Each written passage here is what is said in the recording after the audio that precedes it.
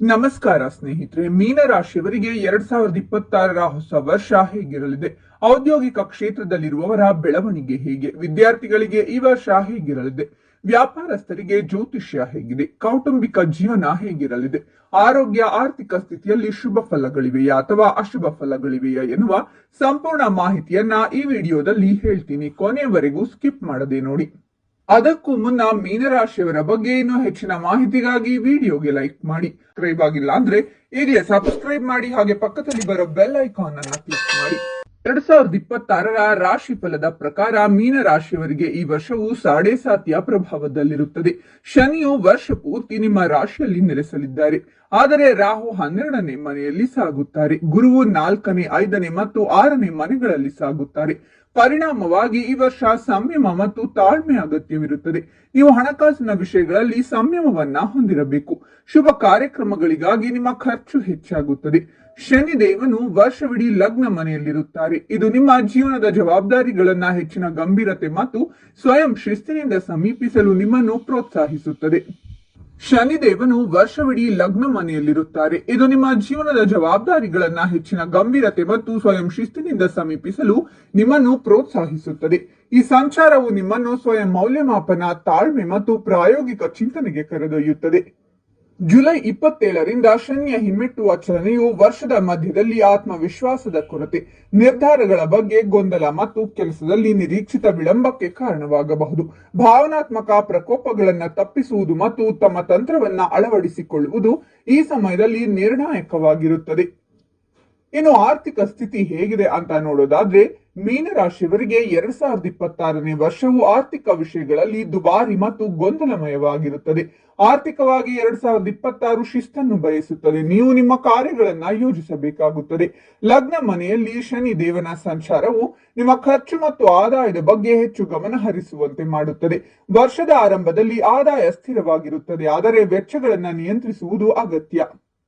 ಜನವರಿಯಿಂದ ಜೂನ್ 2026ರವರೆಗೆ 4ನೇ ಮನೆಯಲ್ಲಿ ಗುರುವಿನ ಸಂಚಾರವು ಮನೆ, ವಾಹನ ಅಥವಾ ಆಸ್ತಿಗೆ ಸಂಬಂಧಿಸಿದ ವೆಚ್ಚಗಳನ್ನ ಹೆಚ್ಚಿಸಬಹುದು. ಇದರ ನಂತರ 5ನೇ ಮನೆಗೆ ಗುರುವಿನ ಪ್ರವೇಶವು ಹೂಡಿಕೆಗಳು, ಉಳಿತಾಯ ಯೋಜನೆಗಳು ಮತ್ತು ಭವಿಷ್ಯ ನಿಧಿಗಳಿಗೆ ಸಕಾರಾತ್ಮಕ ಸಂಕೇತಗಳನ್ನ ನೀಡುತ್ತದೆ. ಉದ್ಯಮಿಗಳಿಗೆ ವರ್ಷದ ಉತ್ತರಾರ್ಧದಲ್ಲಿ, ವಿಶೇಷವಾಗಿ ಡಿಸೆಂಬರ್ 2026ರ ನಂತರ ಲಾಭದ ಸಾಧ್ಯತೆ ಹೆಚ್ಚಾಗುತ್ತದೆ. 11ನೇ ಮನೆಗೆ ರಾಹುವಿನ ಪ್ರವೇಶವು ಹೊಸ ಆದಾಯದ ಮೂಲಗಳನ್ನ ಸಕ್ರಿಯಗೊಳಿಸಬಹುದು. ಇನ್ನು ವೃತ್ತಿ ಜೀವನ ಹೇಗಿರುತ್ತೆ ಅಂತ ನೋಡೋದಾದ್ರೆ, 2026ನೇ ವರ್ಷವು ಮೀನರಾಶಿಯವರಿಗೆ ಉದ್ಯೋಗ ಮತ್ತು ವ್ಯವಹಾರದ ವಿಷಯದಲ್ಲಿ ಪ್ರಗತಿ ಮತ್ತು ಸ್ವಯಂ ಶಿಸ್ತಿನ ವರ್ಷವಾಗಿರುತ್ತದೆ. ವರ್ಷವಿಡೀ ಲಗ್ನ ಮನೆಯಲ್ಲಿ ಶನಿದೇವನ ಸಂಚಾರವು ನಿಮ್ಮ ಗುರುತನ್ನ ನಿಮ್ಮ ಕಠಿಣ ಪರಿಶ್ರಮ, ತಾಳ್ಮೆ ಮತ್ತು ಸ್ಥಿರ ಪ್ರಯತ್ನಗಳಿಂದ ರೂಪಿಸುತ್ತದೆ ಎಂದು ಸೂಚಿಸುತ್ತದೆ. ವರ್ಷದ ಆರಂಭದಲ್ಲಿ ಕೆಲಸದಲ್ಲಿ ಒತ್ತಡ ಮತ್ತು ಜವಾಬ್ದಾರಿಗಳು ಹೆಚ್ಚಾಗಬಹುದು. ನೀವು ನಿಮ್ಮ ಕೌಶಲ್ಯಗಳನ್ನ ಅಭಿವೃದ್ಧಿಪಡಿಸಿಕೊಳ್ಳಬೇಕು ಮತ್ತು ನಿಮ್ಮ ಕೆಲಸದ ಶೈಲಿಯಲ್ಲಿ ಹೆಚ್ಚು ಸಂಘಟಿತರಾಗಬೇಕು. ಶನಿಯ ಹಿಮ್ಮೆಟ್ಟುವ ಹಂತದಲ್ಲಿ ಕೆಲವು ಯೋಜನೆಗಳು ವಿಳಂಬವಾಗಬಹುದು, ಬಡ್ತಿಗಳು ವಿಳಂಬವಾಗಬಹುದು ಅಥವಾ ನಿರ್ಧಾರಗಳನ್ನ ಪರಿಷ್ಕರಿಸಬೇಕಾಗಬಹುದು. ಈ ಸಮಯದಲ್ಲಿ ಉದ್ಯೋಗ ಬದಲಾವಣೆಗಳನ್ನು ತಪ್ಪಿಸುವುದು ಮತ್ತು ನಿಮ್ಮ ಪ್ರಸ್ತುತ ಕೆಲಸದ ಮೇಲೆ ಕೇಂದ್ರೀಕರಿಸುವುದು ಹೆಚ್ಚು ಪ್ರಯೋಜನಕಾರಿಯಾಗಿದೆ.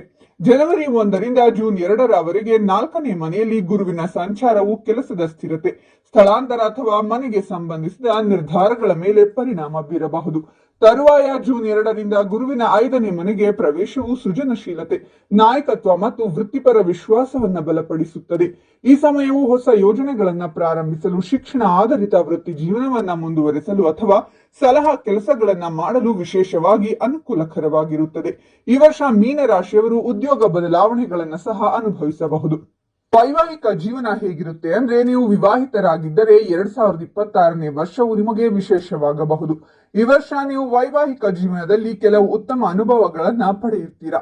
ಸಂಗಾತಿ ನಿಮ್ಮ ಸಂತೋಷಕ್ಕೆ ಕಾರಣರಾಗುತ್ತಾರೆ, ಆದರೆ ನೀವು ಕಹಿ ಅನುಭವಗಳನ್ನ ಸಹ ಅನುಭವಿಸಬೇಕಾಗುತ್ತದೆ. ನಿಮ್ಮ ಸಂಗಾತಿಗೆ ಅವರ ಪಾಲಿಗೆ ಸಾಕಷ್ಟು ಸಮಯ ನೀಡಿ. ನಿಮ್ಮಿಬ್ಬರ ನಡುವೆ ಅಹಂಕಾರದ ಘರ್ಷಣೆ ಉಂಟಾಗಬಹುದು ಅಥವಾ ಕೆಲವು ತಪ್ಪು ತಿಳುವಳಿಕೆಯಿಂದಾಗಿ ವಿವಾದದ ಸಾಧ್ಯತೆ ಇದೆ. ಆದ್ದರಿಂದ ಸಂಬಂಧಕ್ಕೆ ಅಹಂಕಾರವನ್ನ ತರಬೇಡಿ ಮತ್ತು ಯಾವುದೇ ಸಂದೇಹ ಅಥವಾ ಗೊಂದಲವಿದ್ದರೆ ಅದನ್ನು ತಕ್ಷಣವೇ ತೆರವುಗೊಳಿಸಿ. ಇದು ನಿಮ್ಮ ವೈವಾಹಿಕ ಜೀವನದಲ್ಲಿ ಸಮಸ್ಯೆಗಳನ್ನುಂಟು ಮಾಡುವುದಿಲ್ಲ. ಸಂಗಾತಿಯ ಆರೋಗ್ಯ ಹದಗೆಡಬಹುದು. ದಾಂಪತ್ಯ ಜೀವನವನ್ನ ಸಂತೋಷವಾಗಿಡಲು ನೀವು ನಿಮ್ಮ ದಾಂಪತ್ಯ ಜೀವನಕ್ಕೆ ಸಮರ್ಪಿತರಾಗಿರಬೇಕು. ಪ್ರೇಮ ಜೀವನದ ಬಗ್ಗೆ ಹೇಳೋದಾದ್ರೆ ಮೀನರಾಶಿಯವರಿಗೆ 2026ನೇ ವರ್ಷವು ಪ್ರೀತಿ ಮತ್ತು ಕುಟುಂಬದ ವಿಷಯಗಳಲ್ಲಿ ಅವರ ಭಾವನಾತ್ಮಕ ಪರಿಪಕ್ವತೆ ಮತ್ತು ಸ್ಪಷ್ಟತೆಯನ್ನ ಪರೀಕ್ಷಿಸುತ್ತದೆ. ರಾಹು 12ನೇ ಮನೆಯಲ್ಲಿ ಮತ್ತು ಕೇತು 6ನೇ ಮನೆಯಲ್ಲಿ ವರ್ಷದ ಬಹುಪಾಲು ಇರುತ್ತಾರೆ. ಇದು ಭಾವನಾತ್ಮಕ ಗೊಂದಲ, ಒಂಟಿತನದ ಪ್ರವೃತ್ತಿ ಮತ್ತು ನಿರೀಕ್ಷೆಗಳ ಕೊರತೆಗೆ ಕಾರಣವಾಗುತ್ತದೆ. ಈ ವರ್ಷ ವಿವಾಹಿತ ವ್ಯಕ್ತಿಗಳು ಸಂವಹನ ಮತ್ತು ನಂಬಿಕೆಯನ್ನ ಕಾಪಾಡಿಕೊಳ್ಳಬೇಕಾಗುತ್ತದೆ. ಸಣ್ಣ ಸಮಸ್ಯೆಗಳನ್ನ ನಿರ್ಲಕ್ಷಿಸುವುದು ಮತ್ತು ತಾಳ್ಮೆಯಿಂದ ಇರುವುದರಿಂದ ಸಂಬಂಧಗಳು ಬಲಗೊಳ್ಳುತ್ತವೆ. ಶನಿಯ ಹಿಮ್ಮೆಟ್ಟುವಿಕೆ ಸಂಬಂಧಗಳಲ್ಲಿ ಆತ್ಮಾವಲೋಕನಕ್ಕೆ ಸಮಯವನ್ನು ತರುತ್ತದೆ. ಈ ಅವಧಿಯು ಹಳೆಯ ಭಿನ್ನಾಭಿಪ್ರಾಯಗಳನ್ನು ತರಬಹುದು. ಈ ಸಮಯವು ಮದುವೆ ಅಥವಾ ಸಂಬಂಧವನ್ನ ಮುಂದಿನ ಹಂತಕ್ಕೆ ಕೊಂಡೊಯ್ಯಲು ಹೆಚ್ಚು ಅನುಕೂಲಕರವಾಗಿರುತ್ತದೆ. ಆರೋಗ್ಯ ಸ್ಥಿತಿಯ ಬಗ್ಗೆ ಹೇಳೋದಾದ್ರೆ ಈ ವರ್ಷ ಮೀನರಾಶಿಯವರಿಗೆ ತಮ್ಮ ಆರೋಗ್ಯದ ಬಗ್ಗೆ ಕಾಳಜಿ ವಹಿಸಿ. ನೀವು ಜೀವನದಲ್ಲಿ ಶಿಸ್ತು ಮತ್ತು ಸಮತೋಲನವನ್ನ ಕಾಯ್ದುಕೊಳ್ಳಬೇಕಾಗುತ್ತೆ. ವರ್ಷವಿಡೀ ಲಗ್ನ ಮನೆಯಲ್ಲಿ ಶನಿದೇವನ ಸಂಚಾರವು ಜೀವನ ಶೈಲಿಯಲ್ಲಿ ಸುಧಾರಣೆಯ ಅಗತ್ಯವನ್ನ ಸೂಚಿಸುತ್ತದೆ. ಶನಿಯ ದುಷ್ಪರಿಣಾಮಗಳನ್ನ ತಪ್ಪಿಸಲು ತಾಮಸ ಆಹಾರಗಳನ್ನ ತಪ್ಪಿಸುವುದು ಒಳ್ಳೆಯದು.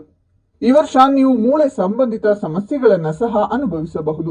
ಶನಿಯ ಹಿಮ್ಮೆಟ್ಟುವ ಹಂತದಲ್ಲಿ ಆಯಾಸ, ಒತ್ತಡ ಮತ್ತು ನಿದ್ರೆಗೆ ಸಂಬಂಧಿಸಿದ ಸಮಸ್ಯೆಗಳು ಉಂಟಾಗಬಹುದು. ಈ ಸಮಯದಲ್ಲಿ ಯೋಗ, ಧ್ಯಾನ ಮತ್ತು ನಿಯಮಿತ ದಿನಚರಿ ಅತ್ಯಂತ ಪ್ರಯೋಜನಕಾರಿ ಎಂದು ಸಾಬೀತುಪಡಿಸುತ್ತದೆ. 5ನೇ ಮನೆಯಲ್ಲಿ ಗುರುವಿನ ಸಂಚಾರವು ಮಾನಸಿಕ ಸಕಾರಾತ್ಮಕತೆ ಮತ್ತು ಶಕ್ತಿಯನ್ನ ಹೆಚ್ಚಿಸುತ್ತದೆ. ಆದರೆ ವರ್ಷದ ಉತ್ತರಾರ್ಧದಲ್ಲಿ ಆರೋಗ್ಯವು ಸ್ಥಿರವಾಗಿರುತ್ತದೆ. ಇನ್ನು ಶಿಕ್ಷಣದ ಬಗ್ಗೆ ಹೇಳೋದಾದ್ರೆ ಮೀನ ರಾಶಿಯ ವಿದ್ಯಾರ್ಥಿಗಳಿಗೆ 2026ರ ಭವಿಷ್ಯವು ಈ ವರ್ಷ ಕಠಿಣ ಪರಿಶ್ರಮ ಮತ್ತು ಸ್ಥಿರತೆಯ ಅಗತ್ಯವಿರುತ್ತದೆ. ಲಗ್ನ ಮನೆಯಲ್ಲಿ ಶನಿಯ ಸಂಚಾರವು ವಿದ್ಯಾರ್ಥಿಗಳನ್ನ ಹೆಚ್ಚು ಶಿಸ್ತುಬದ್ಧರನ್ನಾಗಿ ಮಾಡುತ್ತದೆ. ಆರಂಭಿಕ ತಿಂಗಳುಗಳಲ್ಲಿ ಏಕಾಗ್ರತೆಯ ಕೊರತೆ ಇರಬಹುದು, ಆದರೆ ನಿರಂತರ ಪ್ರಯತ್ನಗಳು ಸಕಾರಾತ್ಮಕ ಫಲಿತಾಂಶಗಳನ್ನ ನೀಡುತ್ತವೆ. 5ನೇ ಮನೆಯಲ್ಲಿ ಗುರುವಿನ ಸಂಚಾರವು ಉನ್ನತ ಶಿಕ್ಷಣ, ಸ್ಪರ್ಧಾತ್ಮಕ ಪರೀಕ್ಷೆಗಳು, ಸಂಶೋಧನೆ ಮತ್ತು ಸೃಜನಶೀಲ ವಿಷಯಗಳಿಗೆ ಅತ್ಯಂತ ಅನುಕೂಲಕರವಾಗಿರುತ್ತದೆ. ವಿದೇಶದಲ್ಲಿ ಶಿಕ್ಷಣ ಪಡೆಯುತ್ತಿರುವವರು ಸಹ ಈ ವರ್ಷ ಯಶಸ್ಸನ್ನ ಕಾಣುತ್ತಾರೆ. ಆದರೆ ಅಕ್ಟೋಬರ್ ನಂತರ ಗುರು 6ನೇ ಮನೆಗೆ ಪ್ರವೇಶಿಸುವುದರಿಂದ ಅಧ್ಯಯನ ಒತ್ತಡ ಹೆಚ್ಚಾಗಬಹುದು. ಆದರೆ ಇದು ನಿಮ್ಮ ಮಾನಸಿಕ ಶಕ್ತಿಯನ್ನ ಬಲಪಡಿಸುತ್ತದೆ. ಇನ್ನು 2026ರಲ್ಲಿ ಮೀನರಾಶಿಯವರಿಗೆ ತೀವ್ರ ಅನಾರೋಗ್ಯ ಸಮಸ್ಯೆ ಕಾಡುವ ಸಂಭವವಿದೆ.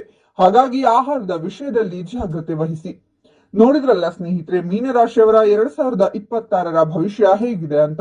ಓಂ ರಾಘವೇಂದ್ರಾಯ ನಮಃ ಅಂತ ಕಾಮೆಂಟ್ ಮಾಡಿ. ಈ ವಿಡಿಯೋವನ್ನ ನಿಮ್ಮ ಎಲ್ಲಾ ಸ್ನೇಹಿತರು ಹಾಗೂ ಸಂಬಂಧಿಕರಿಗೂ ಶೇರ್ ಮಾಡಿ. ಮೀನರಾಶಿಯವರ ಪ್ರತಿ ತಿಂಗಳ ಭವಿಷ್ಯಕ್ಕಾಗಿ ನಮ್ಮ ಚಾನೆಲ್ ಅನ್ನ ಸಬ್ಸ್ಕ್ರೈಬ್ ಮಾಡಿ.